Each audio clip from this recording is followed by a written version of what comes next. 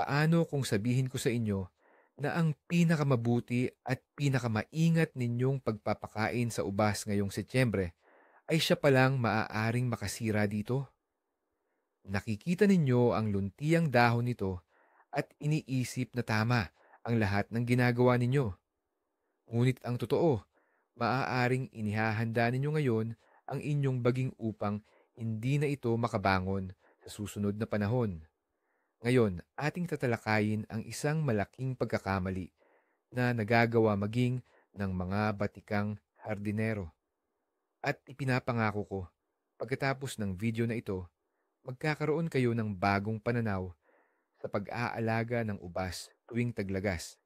Ang kaalamang ito ay magliligtas sa inyong ani sa hinaharap. Linawin muna natin ang isang mahalagang punto. Ang Setyembre para sa ubas ay hindi na panahon ng pagtubo. Ito ay panahon ng paghahanda para sa mahabang pagtulog.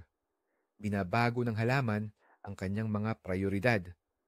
Sa halip na magpatubo ng bagong usbong at dahon, dapat nitong ituon ang lahat ng lakas sa pagpapahinog ng kasalukuyang baging.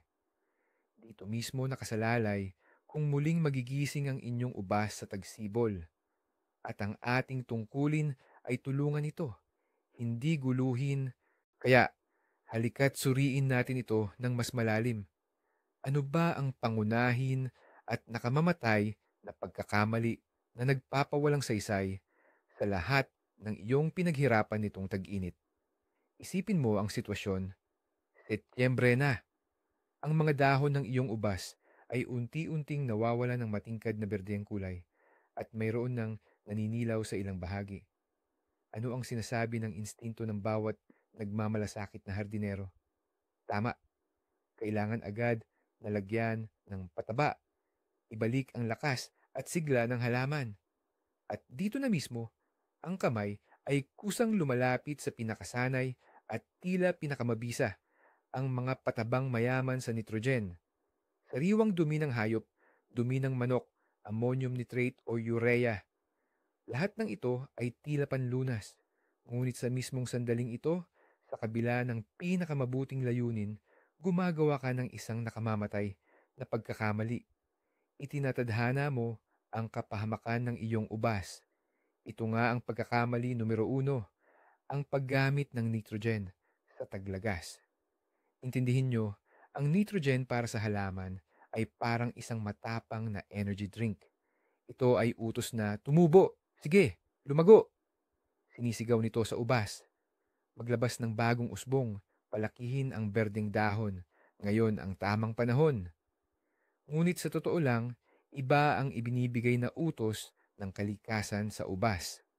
Ibinubulong nito sa kanya, matulog ka, maghanda para sa lamig, mag-ipon ng lakas, patigasin ang iyong mga tangkay. At sa iyong pagpapapataba, gumagawa ka ng tunay na kaguluhan sa katawan ng halaman. Nililito mo ito, pinapaniwala mo na dumating na ang ikalawang tagsibol. Ang patibong na ito ay lubhang mapanlinlang dahil sinasamantala nito ang ating mabuting hangarin. Lalapitan mo ang iyong ubasan at habang buong pagmamahal mong sinusuri, mapapansin mo ang mga dahong naninilaw. Mababahala ang puso ng hardinero. Ang unang sasagi sa isip mo, nagugutom ito. Hindi maganda ang lagay. Kailangang iligtas agad. Sanay na tayong iugnay ang kalusugan ng halaman sa berde nitong kulay. At sa panahon ng tag-init, ganap na tama iyan. Ngunit sa taglagas, nagbabago ang lahat ng patakaran. Ang paninilaw at paglagas ng mga dahon sa Setyembre ay hindi tanda ng sakit, kundi isang ganap na normal at malusog na proseso. Kusang tinatanggal ng ubas ang labis nitong baggage. Kinukuha ang huling sustansya mula sa mga dahon at iniimbak ang mga ito sa baging at ugat. Ito ang paghahanda nito para sa mahabang pahinga. At sa mismong sandaling iyon, ikaw na may pinakamabuting intensyon ay bibigyan ito ng dosis ng nitrogen. Para sa halaman, ito ay parang binuhusan ng nagyayelong tubig ang isang taong nakatulog na sabay sigaw ng bangon. Ang buong likas nitong programa na nakatakda para sa pamamahinga ay biglang masisira. Makakatanggap ito ng napakalakas na simbuyo, isang utos na hindi nito maaaring balewalain, isang utos para lumago. Ang nitrogen ay purong pampasigla ng paglago. Para sa halaman, parang dobleng espresso, yan na ininom sa hating gabi. Kapag nakakuha ng ganoong dose, ang puno ng ubas ay nalilinlang. Akala nito, kanselado na ang matinding taglamig at may isa pang mahabang tag-init na puno ng araw at init ang naghihintay. At ano ang ginagawa nito? Dali-dali itong nagpapalabas ng mga bagong, murang usbong.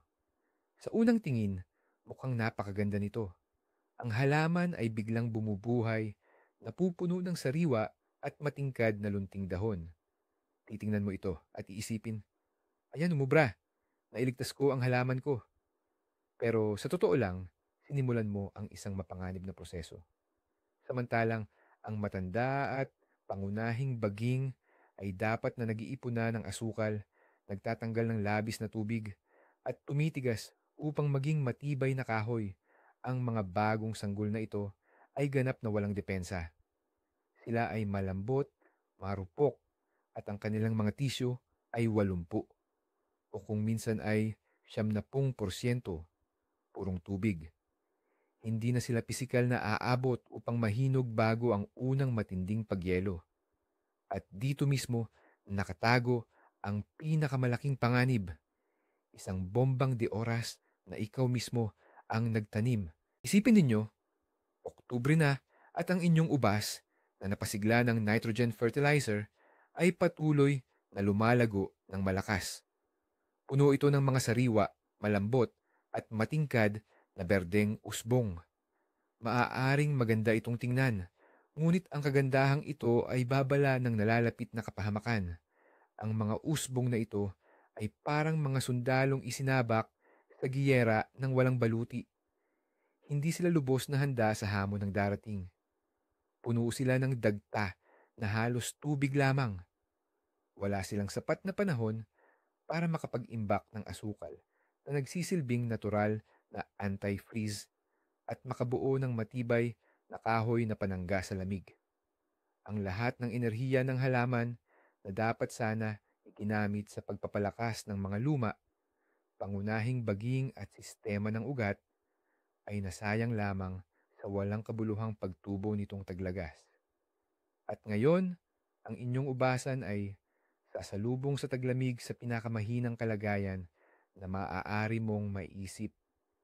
Para itong isang bahay na tinanggalan ng bubong at bintana bago dumating ang taglamig, kaya't nakabuyangyang sa lahat ng hangin at lamig.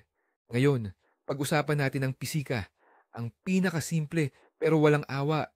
Ano ang nangyayari sa tubig kapag ito ay nagyelo?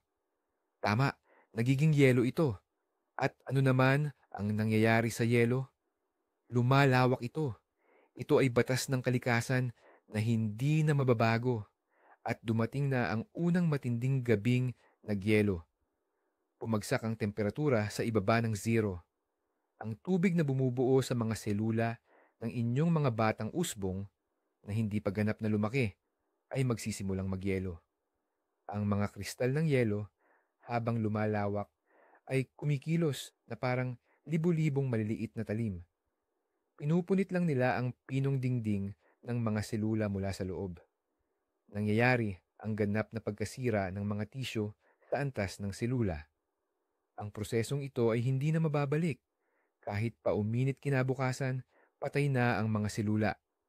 Maaaring hindi nyo agad mapansin ito. Pero pagdating nyo sa inyong ubasan sa tagsibol, isang napakalungkot na tanawin ang sasalubong sa inyo. Sa halip na buhay at matibay na baging, makikita nyo ang mga nangitim, walang buhay, at marupok na sanga na madaling maputol sa pinakamaliit na pagdampi.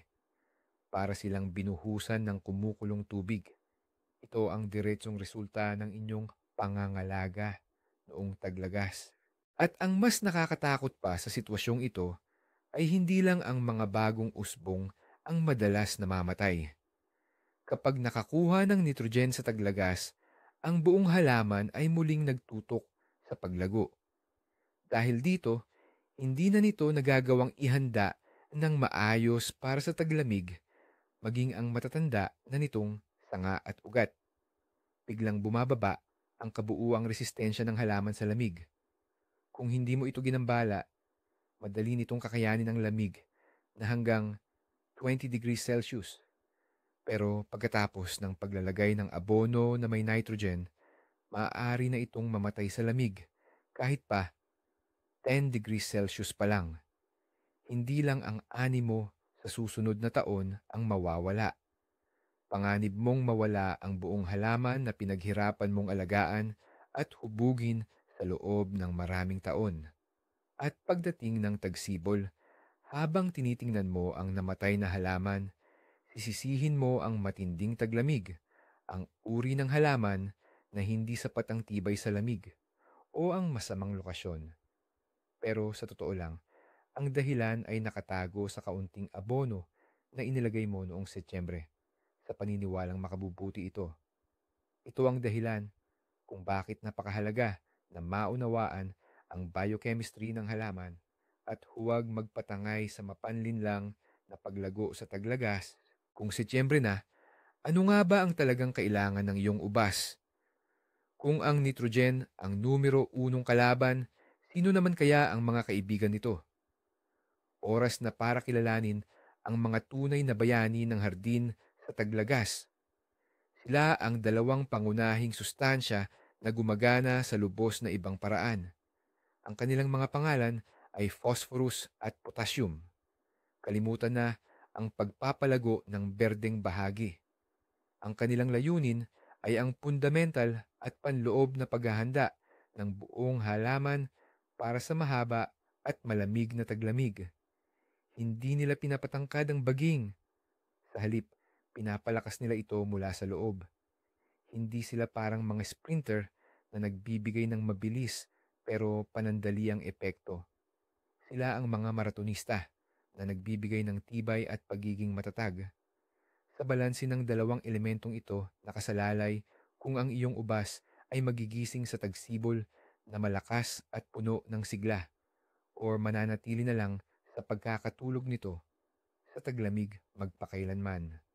Ang paglipat mula sa nitrogen tungo sa phosphorus at potassium ang pangunahing sikreto para sa matagumpay na pagtataglamig ng iyong ubasan. Tara, pag-usapan natin ang bawat papel ng dalawang ito. Simulan natin sa phosphorus. Kung ang potassium ay ang superhero, ang phosphorus naman ang matalino at maingat na tagapamahala ng reserba ng halaman. Ang pangunahing gawain nito tuwing taglagas ay nangyayari sa ilalim ng lupa, nakakubli sa ating paningin. Ang phosphorus ang nagpapasigla sa paglago at pagyabong ng sistema ng ugat. Tinutulungan nito ang mga ugat na lumalim, kumalat at bumuo ng matatag na network na siyang magbibigay sustansya sa halaman pagdating ng tagsibol.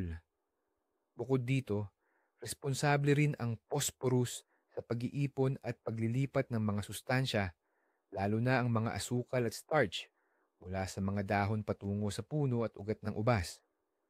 Para itong nagdidirekta sa proseso ng paglikha ng imbakan ng pagkain para sa taglamig.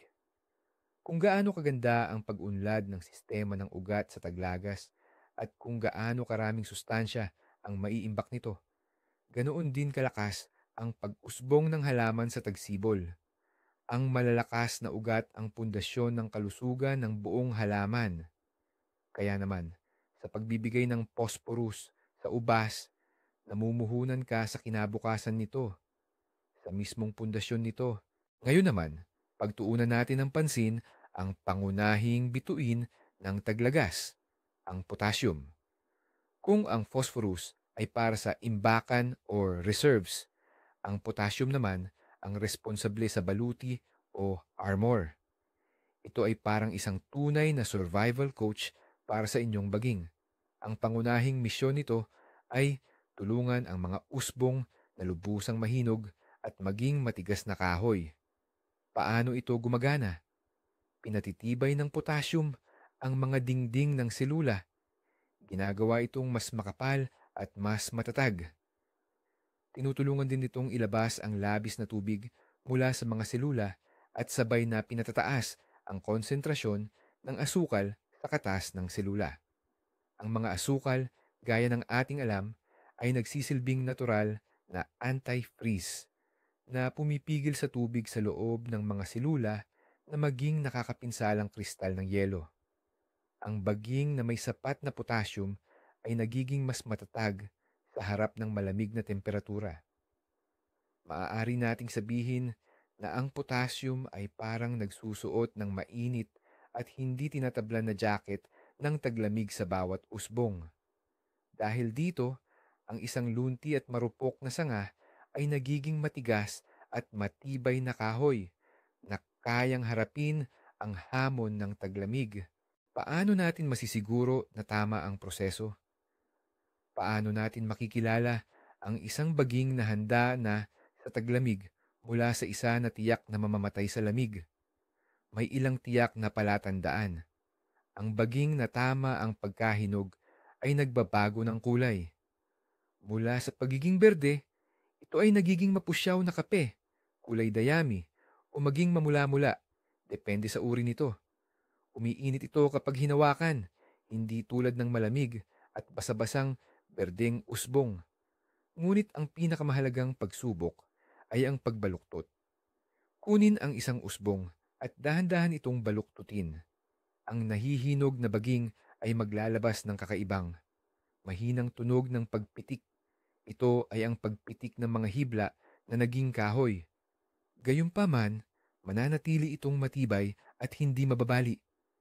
Kung ang baging naman ay tahimik na bumabaluktot na parang goma, nangangahulugan itong marami pa ring tubig at hindi pa tapos ang proseso ng pagkahinog. Ang simpleng pagsubok na ito ay makakatulong sa inyo para masuri ang kalagayan ng inyong ubasan at malaman kung tama ang lahat ng inyong ginagawa. Ang isang berdeng na babaluktot na baging sa katapusan ng Setyembre ay isang senyales ng babala. Okay, naunawaan na natin ang teorya. Masama ang nitrogen, maganda ang potassium at phosphorus. Ngayon, dumako na tayo sa praktikal na bahagi. Anong partikular na pataba ang dapat nating hanapin sa garden center? Ang pinakamainam na option para sa pagpapabunga tuwing taglagas ay ang monopotassium phosphate. Ang formula nito ay nagsasalita para sa sarili. Naglalaman lamang ito ng phosphorus at potassium sa madaling matunaw na porma at walang kahit 1% ng nitrogen na nakakasama sa panahong ito. Ito ay isang puro at mabisang solusyon para sa paghahanda ng halaman sa taglamig. Madali lang ihanda ang solusyon. Ito 15 gramo sa dentolitro ng tubig. Sa dami na ito, maaaring diligan ang isang adult na halaman o spray sa dahon. Ang foliar feeding or pag-i-spray ay mas mabilis pa dahil ang sustansya ay direktang na-absorb ng mga dahon. Ito ang pinakamabilis at pinakaepektibong paraan upang maihatid ang potassium at phosphorus ng direkta sa kailangan. Ang ganitong pagpapabunga ay maaaring gawin 1 o 2 beses sa Setyembre na may agwat na tinta hanggang partusan na araw. Kung hindi mo makita ang potassium monophosphate, huwag kang mag-alala. Mayroon pang ibang mahusay na opsyon. Halimbawa, ang potassium sulfate or kilala rin bilang sulfuric potassium. Ito ay isa ring napakagandang pataba na walang chlorine, mayaman sa potassium at epektibo para sa tamang pagpapahinog ng baging. Maaari itong ilagay sa likidong porma. Tunawin ng 20 sa 30 gramo sa litro ng tubig at idilig. O di kaya, sa tuyong porma, ikalat sa ilalim ng puno ng ubas. Pagkatapos ay bungkalin at diligin. Isa pang mahusay na pantulong ay ang abo ng kahoy. Ito ay natural na pinagmumulan ng potassium, phosphorus at iba't ibang microelements. Ang abo ay maaaring gamitin bilang pinagbabad na solusyon. 1 litro ng abo sa 10 litro ng tubig, ibabad ng isang araw, at idilig. O maaari mo lang ikalat ang tuyong abo sa paligid ng bawat halaman, mga kalahating litro sa bawat tanim. Ang mahalagang tandaan ay bahagyang nagpapataas ng pH level ng lupa ang abo, kaya iwasan itong sobrahin. Ngayon naman, gumawa tayo ng ating blacklist. Ito ang listahan ng mga patabang dapat nating iwasan ng husto ngayong Setyembre. Itago sila sa pinakamalayong sulok ng inyong bodega at huwag nang ilabas muli hanggang tagsibol. Sa unang pwesto, syempre, ang sariwang dumi ng hayop at dumi ng manok. Ang mga ito ay tunay na nitrogen bombs. Ang paggamit ng mga ito sa taglagas ay ang pinakasiguradong paraan upang masira ang inyong ubasan. Sumunod sa listahan ang lahat ng mineral na patabang mayaman sa nitrogen tulad ng ammonium nitrate, urea or carbamide, at ammonium sulfate. Huwag na huwag gamitin ang mga ito. Kahit pa ang mga complex fertilizer na may nakasulat na pang-autumn o pang-taglagas sa packaging, kailangan pa ring suriin. Basahin ng maigi ang formula. Kung ang nilalaman ng nitrogen na kinakatawan ng letrang N ay higit sa 5%, hindi ito angkop na pataba para sa inyong ubasan sa taglagas. Sa halip, hanapin ang mga pataba na walang nitrogen o kung mayroon man ay napakaliit lamang ang dami at mas nangingibabaw ang phosphorus, P, at potassium, K. Ang inyong pagiging maingat sa pagbabasa ng komposisyon ay ang susi sa kalusugan ng inyong ubasan. Maraming hardinero sa kagustuhang maging natural ang kanilang pamamaraan. Ang nagkakamali sa pag-aakalang ligtas palagi ang mga organic na pataba. Ngunit hindi ito totoo. Halimbawa, ang paboritong green fertilizer or herbal infusion na likido mula sa binulok na damo ay isa ring pinagmumulan ng madaling makuha na nitrogen. Sa tag-araw, isa itong napakagandang pampataba. Ngunit pagdating ng Setyembre, pareho lang ang pinsalang idudulot nito sa idudulot ng ammonium nitrate. Ang pagbuburo ng damo ay naglalabas ng napakaraming nitrogen na magtutulak sa halaman na lumago ng hindi sa tamang panahon. Ganoon din ang sa compost, lalo na kung hindi pa ito ganap na hinog. Maaari rin itong maglaman ng aktibong nitrogen na compounds. Kaya tandaan ang simpleng panuntunan. Pagdating ng taglagas, anumang pampataba na nagpapasigla ng paglaki ay nakakasama, organic man or chemical.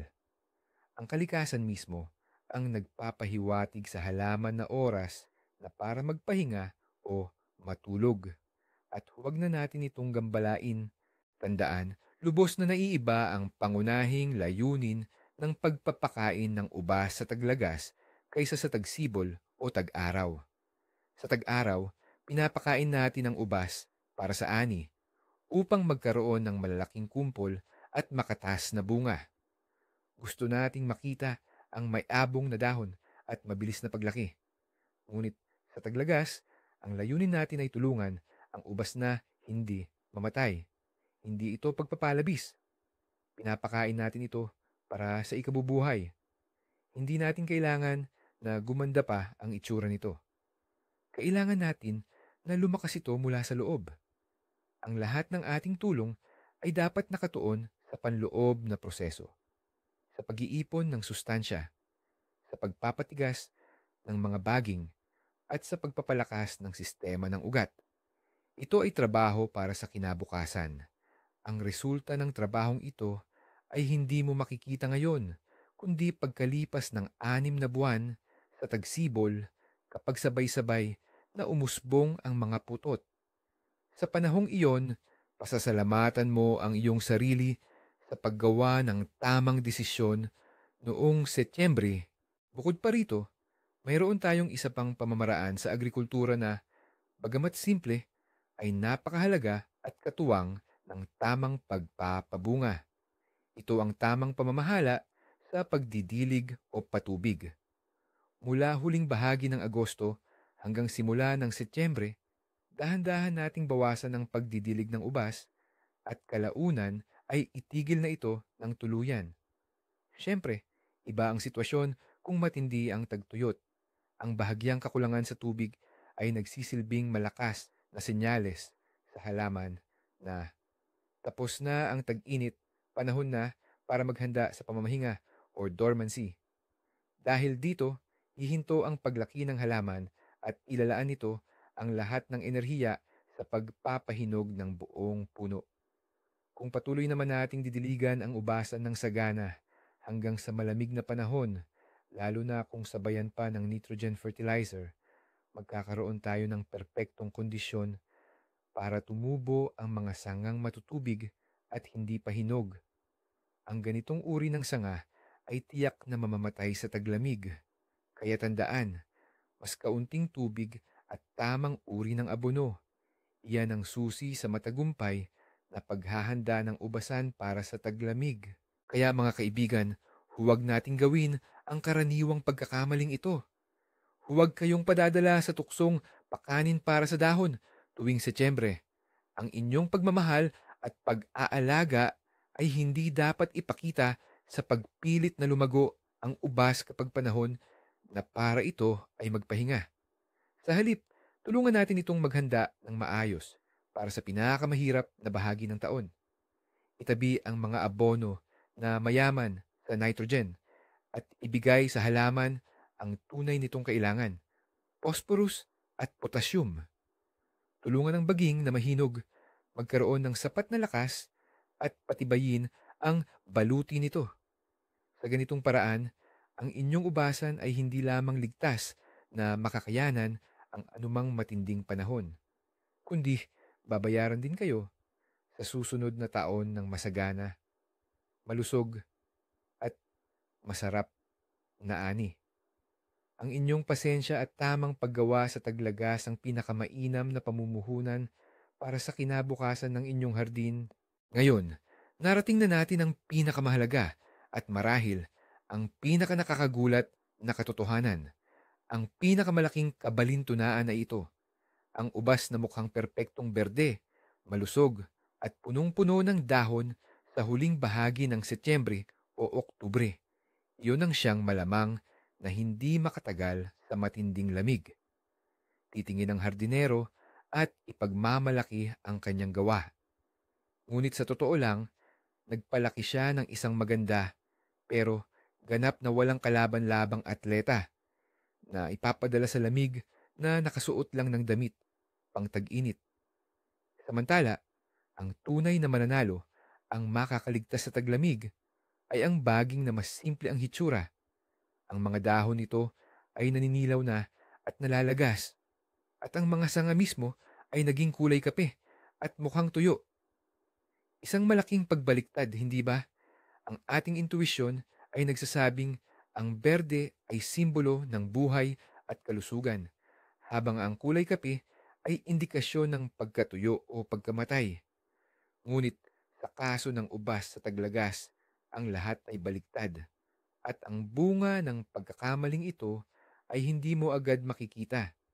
Sa taglagas, magiging maganda ang lahat.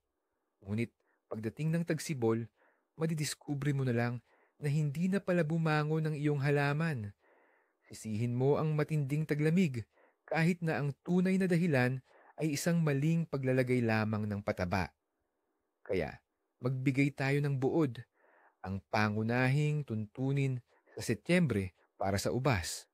Alisin ang nitrogen at bigyan ito ng potassium at phosphorus. Ang ating layunin ay hindi ang malalagong dahon at berde, kundi ang hinog at matibay na baging na handang humarap sa anumang matinding lamig. Huwag mong hayaang linlangin ka ng mapanlinlang na kagandahan. Salamat sa pagtapos ng panunood sa video na ito. Umaasa ako na ang mga payong ito ay naging kapaki-pakinabang at makakatulong upang mapanatiling malusog ang iyong ubasan. Kung gayon, pindutin ang like button at mag-subscribe sa channel upang hindi mo mapalampas ang iba pang mga sikreto sa paghahardin. Ngayon, may tanong ako sa inyo. Ano ang inyong ginagamit na pataba sa inyong ubas tuwing taglagas? Ibahagi ang inyong mga subok na resipe at pamamaraan sa mga komento. Pag-usapan natin